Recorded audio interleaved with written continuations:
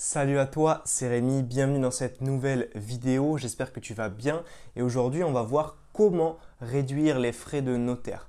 Comment finalement réduire ton package notarié, tes frais notariés lorsque tu vas acheter un nouveau bien immobilier.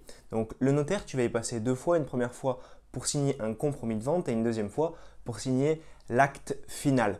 Les frais de notaire, c'est environ 8% du prix de ton acquisition. Donc on peut se demander, c'est légitime de se demander comment faire finalement pour réduire ces frais qui vont être en plus de l'achat du bien. Dans cette vidéo, je vais te donner mes 5 astuces pour pouvoir réduire tes frais de notaire et tu verras que ces petites astuces, les unes mises bout à bout des autres, tu verras que tu pourras les réduire considérablement. Et investisseurs rentables que nous sommes, nous avons besoin de gratter par-ci, de gratter par-là pour être toujours plus rentable et toujours faire plus de cash flow au final. Premier point, tes frais d'agence sont inclus dans tes frais de notaire. Je m'explique. Lorsque tu vas acheter un bien qui vaut, mettons, 100 000 euros en passant par une agence, peut-être que ce bien que tu as acheté 100 000 euros, finalement, il va être découpé en 90 000 euros pour le vendeur et 10 000 euros de commission pour l'agence. Cependant, toi, tu vas acheter ce bien 100 000 euros et donc tu vas payer des frais de notaire sur 100 000 euros. Donc c'est normal que tu payes des frais sur la partie qui vient finalement du vendeur, donc les 90 000 euros, mais tu vas aussi payer des frais de notaire sur la com de l'agence et ça, c'est pas très juste finalement. La solution finalement pour se débarrasser de ce problème, c'est de signer un mandat de recherche avec un agent immobilier. Donc finalement, les frais d'agence ne seront plus à la charge du vendeur, mais à la charge de l'acquéreur, donc de toi-même si tu veux acquérir un nouveau bien. Attention cependant parce que ce mandat de recherche, il faut le signer donc avec un agent immobilier avant le compromis et avant que le vendeur ait lui-même signé un mandat de vente avec l'agent immobilier. Ça ne va rien changer pour personne, mais en tout cas toi, ça va te faire économiser quelques centaines voire quelques milliers d'euros parce que finalement la commission de l'agence, elle est toujours versée à l'agence, mais elle n'est pas versée par le vendeur, mais elle est versée par l'acquéreur. Donc tu payes quand même l'argent à l'agence, mais par contre cet argent, cette com d'agence, il sort de la base qui est imposée aux frais notariés. Donc tu sors finalement les frais d'agence de la base qui va être imposée aux frais de notaire. C'est pour ça qu'au début, je te disais que tu allais sortir tes frais d'agence des frais de notaire. Comme je te disais, ça ne change rien pour le vendeur, mais pour toi en tant qu'acquéreur, ça va te faire économiser de l'argent. Si je reprends mon exemple, au lieu de verser finalement 100 000 euros dont 10 000 euros d'agence, tu vas toujours verser 100 000 euros, mais tu vas avoir un prix du bien qui est de 90 000 euros et tu vas rémunérer toi-même l'agence. Tu ne vas pas avoir un prix net vendeur de 100 000 euros et lui, le vendeur, dispatch 90 pour lui et 10 pour l'agence. C'est l'inverse, c'est toi qui rémunère l'agence. Et dans ces cas-là, il va bien y avoir écrit 90 pour le bien, 10 pour l'agence. Ça va être dissocié et donc les frais de notaire seront calculés sur les 90 000 euros, ce qui va te faire économiser donc 8% de la marge entre les deux. Donc de 100 000 à 90 000, tu vas économiser 10 000 euros. Donc tu ne les as pas économisés, on a dit tu les as donnés à l'agence, mais tu vas économiser 8% de frais de notaire sur ce gap, sur ce delta. Donc 8% d'économiser sur 10 000 euros, ça va te faire 800 euros d'économiser. Deuxième point de cette vidéo pour réduire tes frais de notaire, valoriser les valeurs mobilières. Donc un peu gonfler le prix de tout ce qui est meuble mobilier dans ton bien. Pourquoi? Parce que lorsque tu vas acheter un bien immobilier, les frais de notaire vont être calculés sur la valeur immobilière du bien. Mais certains biens, tu peux les acheter avec des meubles en place, soit quelque chose de tout compris où il y a tous les meubles, toute la cuisine équipée, la télé, la table basse ou quelques meubles quand tu vas faire ton achat.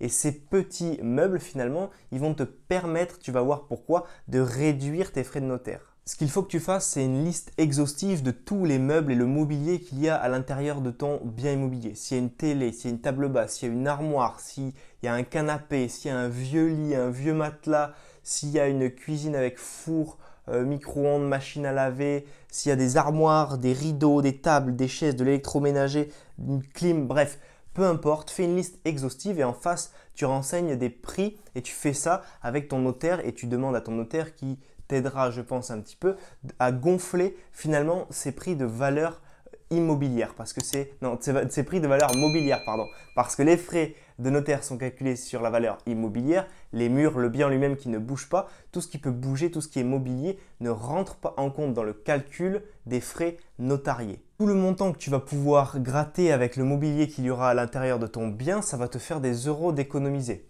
Pourquoi? Si tu reprends l'exemple d'un bien à 100 000 euros, donc tu l'achètes cette fois 100 000 euros, on ne cherche pas de 90-10, tu l'achètes 100 000 euros. Mais sur ce bien, donc tu as, mettons, environ 2000 euros de meubles. C'est-à-dire qu'en faisant ton listing exhaustif de tout le mobilier qu'il y a avec ton notaire, en gonflant un petit peu les prix, tout en restant raisonnable bien entendu, tu arrives à 2000 euros.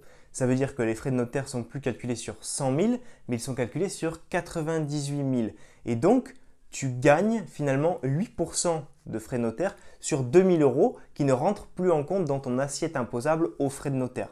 Et donc 8% de 2000 euros, ça te fait encore une fois économiser 160 euros et ce n'est pas négligeable. Troisième point, réduire le séquestre que tu vas laisser chez ton notaire ou chez le notaire du vendeur.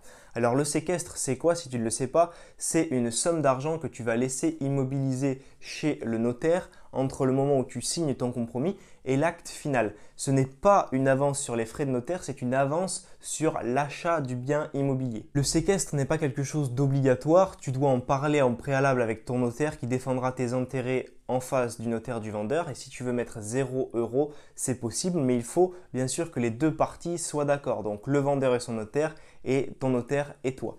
Donc ce n'est pas une obligation, tu le négocies avec ton notaire, mais sinon tu peux le réduire au maximum, demander à ce qu'il soit le plus petit possible pour que tu n'immobilises pas finalement ton argent. Et si en plus de ça tu fais un emprunt à 110%, c'est-à-dire que tu empruntes la totalité du montant concernant ton opération, le prix du bien, le prix de l'agence, le prix du notaire, des travaux et des frais annexes, tu peux très bien dire que tu ne comptes pas mettre de séquestre car tu fais un emprunt à 110% et de toute façon la banque te remboursera tout.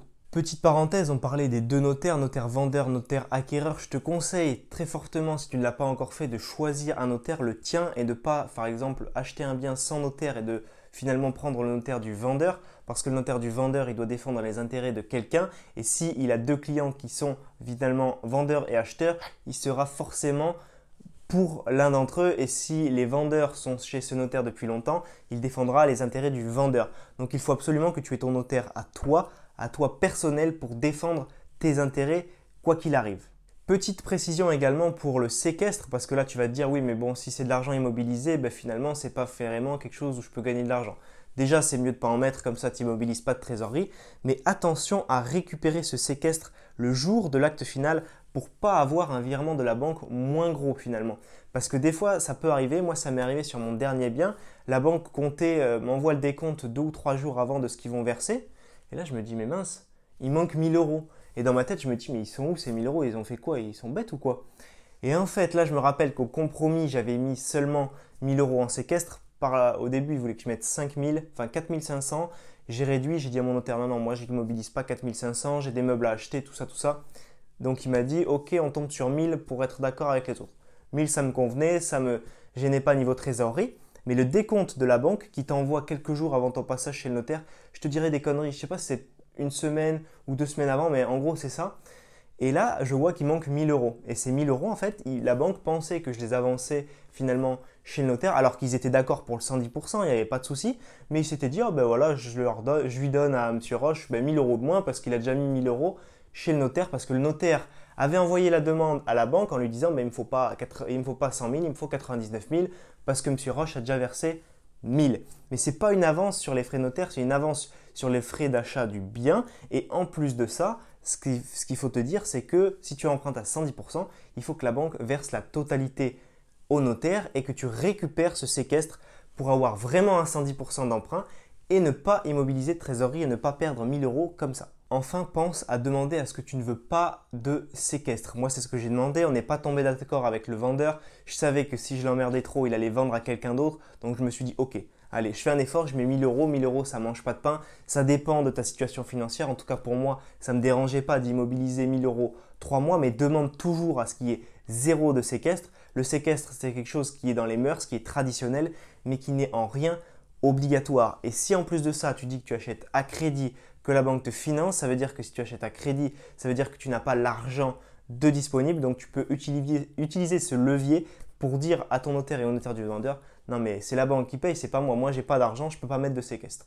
Quatrième point, la proratisation de la taxe foncière. Donc, si tu es déjà passé chez le notaire, tu as sûrement dû entendre cette chanson, c'est-à-dire que si tu signes le 1er juillet de l'année, on va te dire « Eh bien, monsieur Roche, c'est très bien, en plus ça fait un mois pile, ça fait 6 mois, la taxe foncière elle vaut 800 euros pour l'année où vous achetez, mettons que tu achètes en 2020, la taxe foncière vaut 800 € pour l'année 2020, vous achetez au 1er juillet 2020 et donc on va vous demander, eh bien, la taxe foncière vaut 800 €, on vous demande 400 € la proratisation de la taxe foncière, ce qui est tout à fait logique. Et bien entendu, si tu achètes le 1er mars, le 1er décembre, c'est au prorata du nombre de mois et de jours même, de jours, ça va jusqu'au prorata au nombre de jours pile poil, où tu vas devenir propriétaire et où l'ancien propriétaire était encore propriétaire de son bien.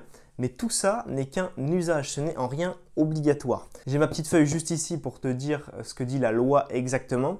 La loi dit que la proratisation de la taxe foncière n'est qu'un usage. C'est le propriétaire au 1er janvier de l'année en cours, donc de l'année où il est propriétaire du bien, qui doit s'affranchir de la totalité de la taxe foncière entièrement. Donc ce qui veut dire que c'est à lui de régler la taxe foncière. C'est un peu une fleur que tu lui fais lorsque tu fais un prorata de la taxe foncière au moment où tu achètes le bien. Si tu n'as pas envie de faire ce prorata, tu peux très bien le refuser et pour cela, tu en parles au préalable avec ton notaire et ils se mettent d'accord entre notaire acheteur et notaire vendeur, mais ça va te faire encore des centaines d'euros économisés chez le notaire parce que en général, quand tu vas chez le notaire pour signer l'acte final, tu fais un chèque pour ceci, un chèque pour cela, un chèque pour la taxe foncière.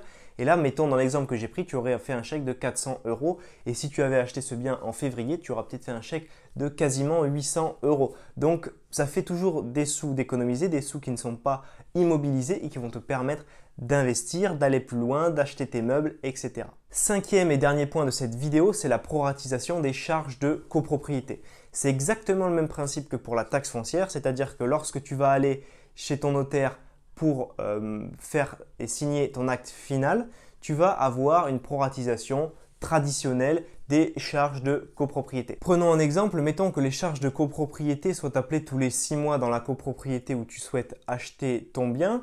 Tu achètes le 1er avril de l'année en cours. Donc, il y a janvier, février, mars, avril, mai, juin dans les 6 mois qui ont été appelés. Donc, le vendeur a payé début janvier pour ces 6 premiers mois. Donc, ce qu'on va te demander, c'est, mettons qu'il y a eu, je sais pas moi, 600 € de frais de copro pour les 6 premiers mois. Ça va faire un compte rond.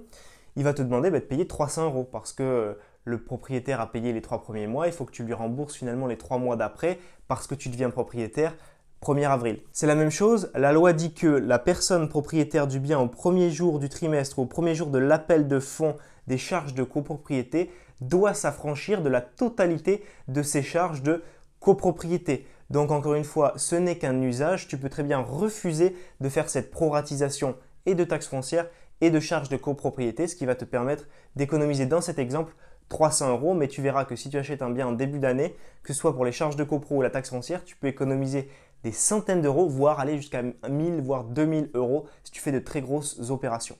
Pour faire ça, c'est très simple. Lorsque tu vas rédiger ton offre, tu vas annoncer un prix et ce prix, tu vas le dire net de frais et charges. Donc, ce terme n'est pas forcément connu des agents immobiliers ou des gens qui vont signer cette offre, donc des propriétaires vendeurs par exemple. Mais si jamais ils te disent « Ah mais monsieur, qu'est-ce que vous dites? Vous n'allez pas non plus ne pas me payer les frais de taxes foncières et les frais de copro, c'est quand même un monde, on fait ça, c'est traditionnel de faire ça. » Sauf que lui, il aura signé au préalable ton offre de vente qui sera nette de frais et d'actes, qui veut dire que tu vas acheter le bien au prix vendeur, le prix net, mettons 100 000 €. Et tout ce qui est frais de copropriété et charges comme la taxe foncière, tu ne le payeras pas, c'est stipulé dans ton offre d'achat. Cela signifie qu'en plus de l'achat du bien immobilier, tu ne payeras aucun autre frais annexe. C'est bien écrit noir sur blanc, même si les gens signent et ne s'en rendent pas compte. Toi, c'est clair, c'est net, c'est précis. Et au niveau notarié, ça aura une valeur qui fera que toi, tu as bien fait les choses et que tu ne payeras pas ces prorata que tu l'as écrit dans ton offre au vendeur. Je te récapitule les 5 choses à faire pour réduire tes frais de notaire. La première, c'est finalement de mettre les frais d'agence à ta charge dans la mesure du possible. La deuxième, c'est de gonfler et de valoriser les valeurs mobilières de ton bien, donc tout ce qui est mobilier à l'intérieur de ton bien. La troisième, c'est de réduire le séquestre que tu vas laisser chez le notaire entre le moment du compromis et de l'acte final. La quatrième, c'est de ne pas faire de proratisation de la taxe foncière. Et la cinquième, de ne pas faire de proratisation des charges de copropriété. En mettant tout ça en place, tu vas pouvoir économiser des centaines, voire des milliers d'euros, ce qui est forcément appréciable pour un investisseur qui veut aller vite, qui veut continuer, qui veut devenir rentier, aller sur la route de l'indépendance financière. Si tu as d'autres astuces et techniques, n'hésite pas à me le dire dans les commentaires de cette vidéo. Si cette vidéo t'a plu et t'a motivé, pense à la liker. Pense également à t'abonner à ma chaîne YouTube pour rejoindre cette communauté grandissante de plusieurs centaines d'investisseurs immobiliers et active bien la petite cloche pour être prévenu à chaque fois que je publie une nouvelle vidéo. Si tu souhaites en savoir plus sur l'investissement immobilier locatif, comment faire ton premier investissement immobilier, ce que je t'invite à faire, c'est de cliquer dans le lien qui se trouve juste en dessous dans la description. Tu auras accès à 5 vidéos de formation inédites et privées qui t'expliqueront de bout en bout, étape par étape, comment réussir ton premier investissement immobilier locatif. On se voit tout de suite dans ton espace membre privé. C'était Rémi, à très vite. Ciao, ciao!